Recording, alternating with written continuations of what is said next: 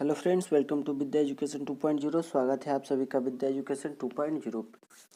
आज की क्लास में हम लोग क्लास 10th का ज्योग्राफी का पहला लेसन, जिसका नाम है संसाधन और विकास, उसका पार्ट 4 करने वाले हैं। अगर अभी तक आप पार्ट 1, पार्ट 2 एंड पार्ट 3 नहीं देखे हैं तो उसका लिंक आपको डिस्क्रिप्शन में मिल जाएगा। आप वहां से जाकर पार्ट 1, पार्ट 2, पार्ट 3 देख लीजिएगा। तो आइए हम लोग क्लास स्टार्ट करते हैं। प्राकृतिक संसाधन। प्राकृतिक संसाधन में सबसे पहले मृदा पढ़ना है।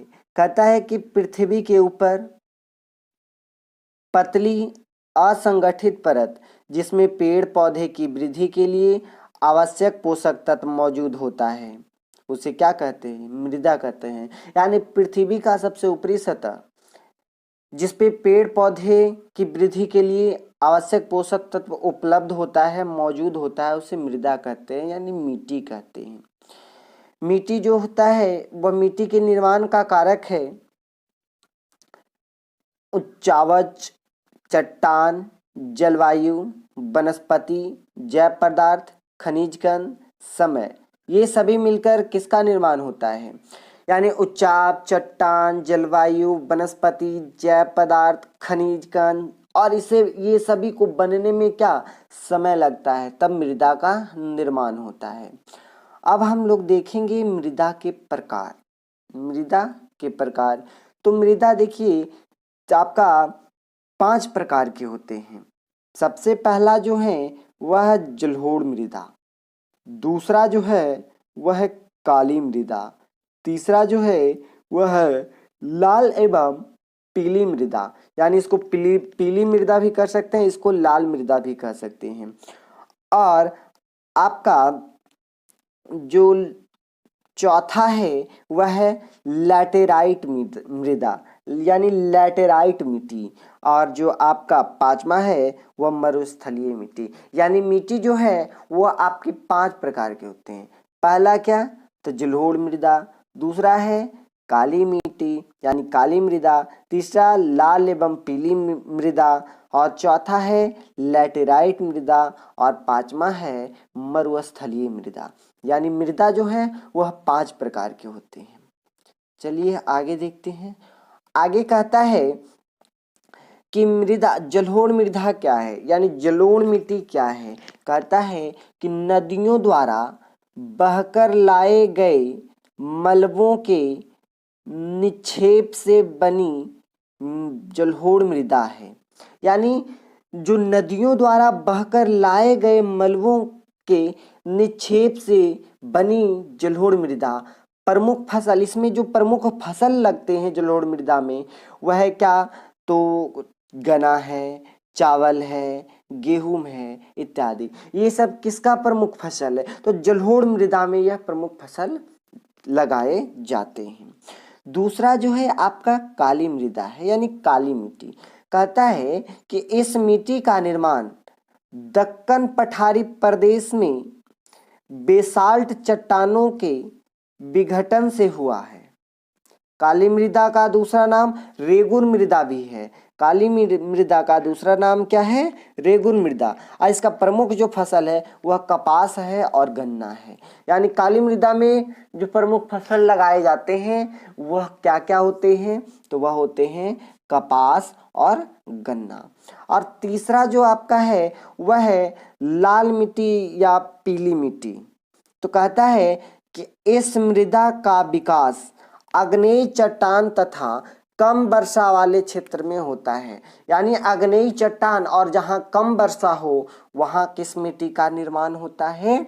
लाल मिट्टी या फिर कह सकते हैं पीली मृदा का निर्माण होता है।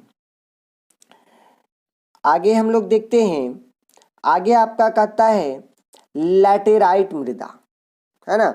लैटेराइट मृदा कहता है कि इस मृदा का विकास उच्च तापमान एवं अधिक वर्षा वाले क्षेत्र में होता है। यानी लैटेराइट मृदा का जो निर्माण होता है कहाँ होता है? जहाँ उच्च तापमान हो और अधिक वर्षा हो, वहाँ लैटेराइट मृदा का निर्माण होता है। और लैटेराइट मृदा का जो प्रमुख फसल है, यानी इसमें जो प्रमुख फसल जो है वह उगाए जाते हैं काजू, जो कि केरल में होते हैं, चाय, कहवा। काजू जो केरल में आपके होते हैं, चाय और कहवा, यानी काजू, चाय, कहवा, ये सब लेटेराइट मृदा में ज्यादातर उपजाए जाते हैं। अगला है आपका पांचवा, मरुस्थलीय मृदा यानी मरुस्थलीय मिट्टी। कहता है कि इस मृदा का विकास लंबी शुष्क ऋतु, अल्प वर्षा, हरासमय, बलुई मिट्टी वाले क्षेत्र में होता है। यानी जहाँ इस मृदा का जो विकास होता है लंबे शुष्क, यानी जहाँ पर नमी न हो, और आपका ये बालुई, नमी नहीं होने के साथ साथ बालुई भी होता है। यानी जो आपका मरुस्थलीय मृदा होता है उसमें बालू की मात्रा होती है। और इसका जो विस्तार है, यानी मरुस्थलीय मिट्टी का जो विस्तार है वह राजस्थान में है, पश्चिम हरियाणा में है, उत्तरी गुजरात में है। ये सब आपका मरुस्थलीय मिट्टी का इन जगहों पे विस्तार है। कहाँ कहाँ? राजस्थान, पश्चिम हरियाणा और उत्तरी गुजरात में है। अब ध्यान दीजिएगा, अगला जो आपका कहता है वह भूमि उपयोग, यानी भूमि का उपयोग कैसे कैसे हुआ है, कितने कितने प्रतिशत किस में हुआ है। तो कृषि में लगी भूमि कितना प्रतिशत है? तो 48.83%। अकृषि यानी बंजर जो भूमि है वह 24.80% है।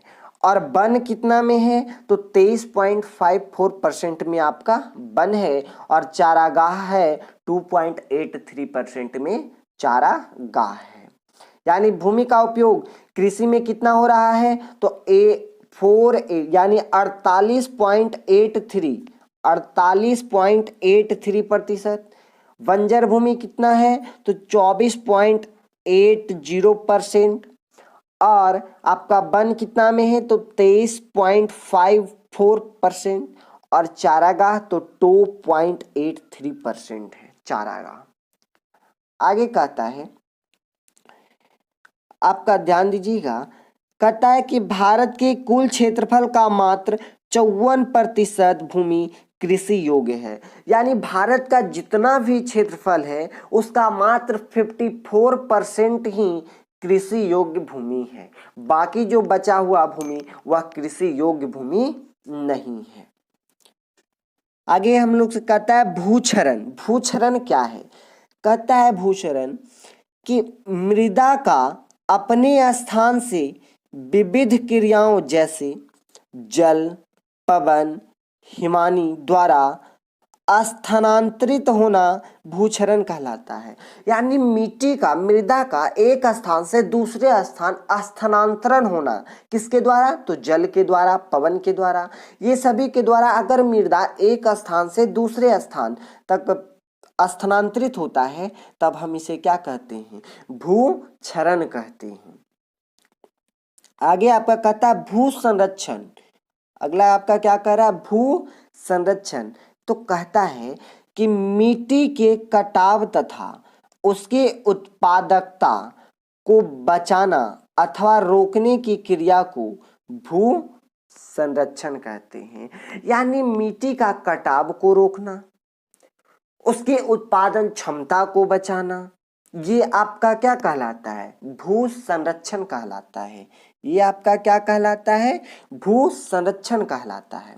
अब है भू संरक्षण का हम उपाय कैसे करेंगे, भू संरक्षण को हम कैसे सही रखेंगे, कैसे भू संरक्षण को हम कर पाएंगे। तो कहता है समोच्च जुताई, यानी पर्वतीय क्षेत्र में समुच्च जुताई करके, पट्टिका कृषि यानी मैदानी क्षेत्रों में पट्टिका कृषि को अपना करके, यानी पट्टिका कृषि यानी जगह जगह पर हल्की हल्की घास का उपयोग करके। और आपका है फिर वृक्षारोपण के माध्यम से हम भू संरक्षण कर सकते हैं। और फसल चक्र को अपनाकर भी हम भू संरक्षण कर सकते हैं। यानी एक खेत में एक ही जमीन पे एक ही फसल को बार बार ना उपजाकर फसल को बदल बदल कर हम लगाएंगे, उपजाएंगे, बोएंगे, तब हम उसे क्या कहेंगे, फसल चक्र। यानी ये सभी क्रियाओं करके हम भू संरक्षण कर सकते हैं।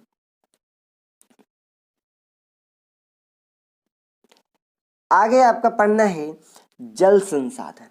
कहता है कि विश्व के कुल जल का 97.5%, विश्व के कुल जल का 97.5% महासागरीय, यानी महासागर में खारा जल होता है, लवणीय जल होता है, और मात्र 2.5% जो है वह जल मृदु जल है, यानी मीठा जल है, अलवणीय जल है। बृहद क्षेत्र में जल की उपस्थिति के कारण पृथ्वी को नीला ग्रह भी कहा जाता है। यानी बहुत ज्यादा क्षेत्र में जल है, इसके कारण पृथ्वी पर बहुत ज्यादा क्षेत्रों में जल फैला हुआ है, इसी कारण पृथ्वी को नीला ग्रह भी कहा जाता है। यानी पृथ्वी पर, यानी विश्व में कुल जल आपका 97.5% है, जो आपका महासागरीय जल है, खारा जल है, और मात्र 2.5% जो है वह मीठा जल है, अलवणीय जल है। और यह जो बृहद क्षेत्र में जल जो फैला उपस्थित है, जिसके कारण पृथ्वी को नीला ग्रह भी कहा जाता है। आगे आपका जल संसाधन, तो ध्यान दीजिएगा। जल संसाधन कहता है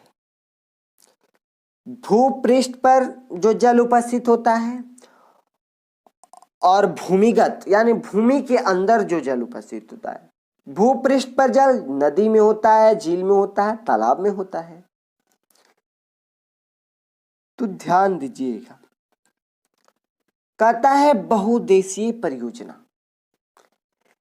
जल के विविध उपयोग की दृष्टि से बनाई गई परियोजना को बहुउद्देशीय परियोजना कहते हैं। इसे नदी घाटी परियोजना भी कहा जाता है। कहता है जल के विविध उपयोग की दृष्टि से बनाई गई परियोजना को बहुउद्देशीय परियोजना कहते हैं, और इसे नदी घाटी परियोजना भी कहा जाता है, और इसे नदी घाटी परियोजना भी कहा जाता है। अगला पॉइंट इसमें कहता है कि बहुउद्देशीय परियोजना का मुख्य उद्देश्य है सिंचाई करना, विद्युत उत्पादन करना, पेयजल की आपूर्ति करना, पर्यटन, मत्स्य पालन को बढ़ावा देना। यानी बहुउद्देशीय परियोजना से हमें लाभ क्या क्या है? एक तो सिंचाई कर सकते हैं, विद्युत उत्पादन कर सकते हैं, पेयजल की आपूर्ति कर सकते हैं, पर्यटन स्थल बना सकते हैं, मत्स्य पालन को बढ़ावा दे सकते हैं। आगे कहता है कि बहुउद्देशीय परियोजना के लिए नदियों पर बनाए गए बांध को पंडित जवाहरलाल नेहरू ने आधुनिक भारत का मंदिर कहा है। यानी पंडित जवाहरलाल नेहरू ने कहा है क्या कि बहुउद्देशीय परियोजना यानी नदी पर जो बांध बनाते हैं उसे आधुनिक भारत का मंदिर कहे हैं। कौन? पंडित जवाहरलाल नेहरू। यहाँ पे पॉइंट दिया हुआ है जल के विविध उपयोग, बाढ़ नियंत्रण करना, मृदा अपरदन को रोकना, पेयजल की आपूर्ति करना है, विद्युत उत्पादन करना है, परिवहन एवं मनोरंजन स्थल बनाना है, मत्स्य पालन है, पर्यटन स्थल बनाना है, जल कृषि यानी कृषि के कार्य में जल का उपयोग करने के लिए, फिर आपका सिंचाई कार्य यानी सिंचाई के कार्य करने के लिए। आगे है आपका जल संकट। जल संकट क्या है? कहता है कि जल की अनुपस्थिति जल संकट कहलाता है। यानी कहने का मतलब कि जहां जल उपस्थित ना हो वहां जल संकट आएगा। जल की अनुपस्थिति होना ही जल संकट कहलाता है। बिहार एवं पश्चिम बंगाल के कुछ हिस्सों में जल के अति दोहन से आर्सेनिक तथा राजस्थान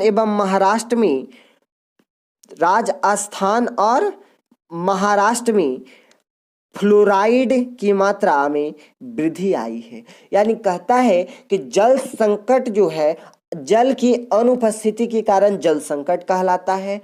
और बिहार एवं पश्चिम बंगाल में कुछ हिस्सों में जल के अति दोहन यानी जल का अधिक दोहन हुआ है, जिससे आर्सेनिक तथा राजस्थान एवं महाराष्ट्र में फ्लोराइड की मात्रा में वृद्धि भी हुआ है। ये सब किसके कारण हुआ है? जल संकट के कारण। आगे ध्यान दीजिएगा, आगे कहता है कि जल संरक्षण एवं प्रबंधन के उद्देश्य, ध्यान दीजिएगा 3 भागों में बांटकर बताया गया है। पहला जो बताया है, जल की उपलब्धता बनाए रखना चाहिए। दूसरा क्या है? जल को प्रदूषित होने से बचाना चाहिए। और तीसरा है जो आपका प्रदूषित जल को स्वच्छ एवं पुनः चक्रण करना चाहिए। यानी जो प्रदूषित जल है उसको स्वच्छ बनाकर हमें पुनः चक्रण करना, यानी पुनः उपयोग लायक उसको बना देना चाहिए।